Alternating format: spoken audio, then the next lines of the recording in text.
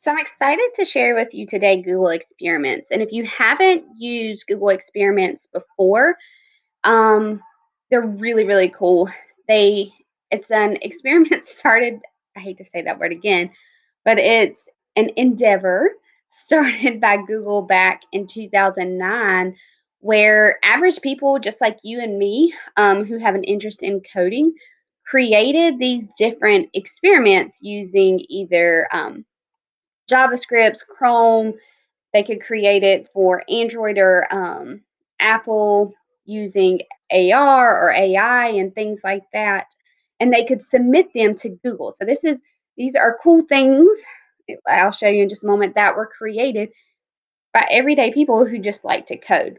So you can start out by pulling up the Chrome browser and typing in Google Experiments. First thing that should pop up is Experiments with Google. So if I click there, the first thing that I see is experiments for learning. Up here at the top, I can see there are different collections and I can look at all the experiments at once, or if I'm familiar with one, I could search for it.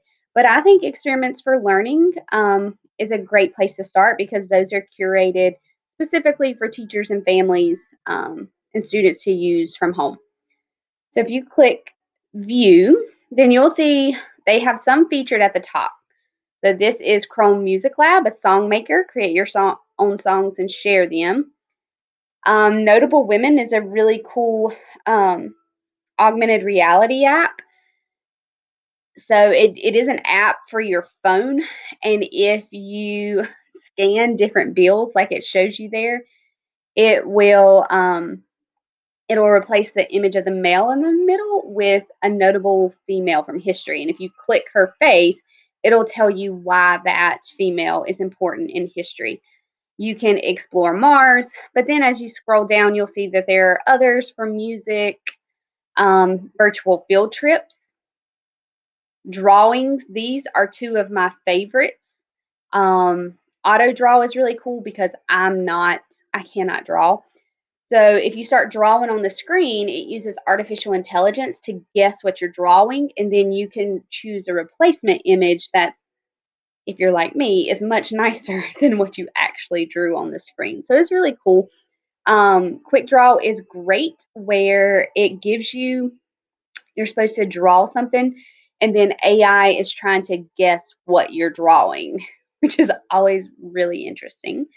There are some math games there that are cool, coding and AI, space, um, history and storytelling. And this right here, my story time, is beyond cool, especially it's really for people who have like a Google Home or a Google Nest or things like that in their home.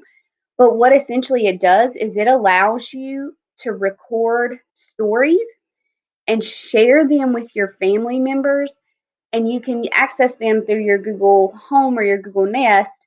Um, so, for example, if I went on a work trip, not that anyone's traveling right now, but if I did and I wanted to read Eleanor, my daughter, a bedtime story, I could still do this through the My Story Time. It's really, really cool. You do have to, like I said, have either a Google Home or Google Nest set up at your house, but that one's really cool as well. But like I said, there are all kinds of things in here that it would be really cool for kids maybe to just explore.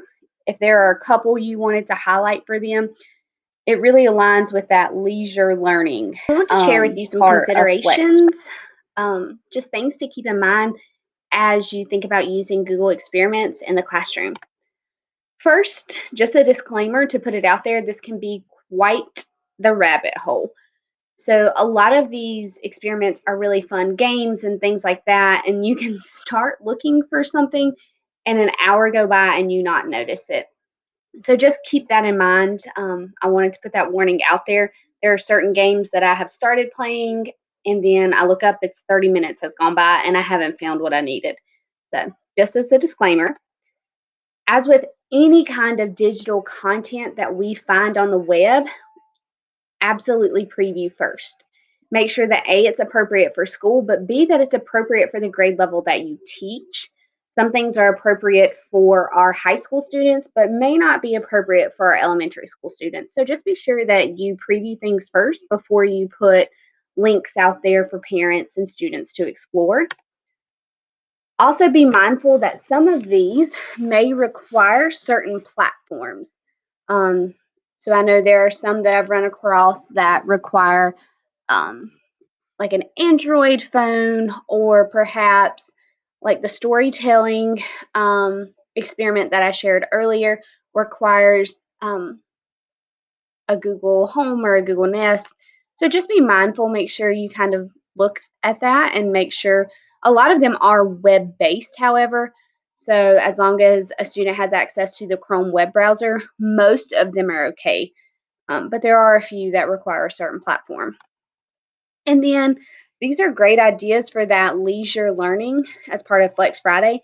But a lot of these are also great for brain breaks and not just during remote learning. I don't know if what normal will look like next year. I don't know exactly what school will look like, but if and when we transition back into a brick and mortar school, some of these would be really great brain breaks in the classroom as well. So just kind of keep that in mind, that this might be something that's useful in the future as well.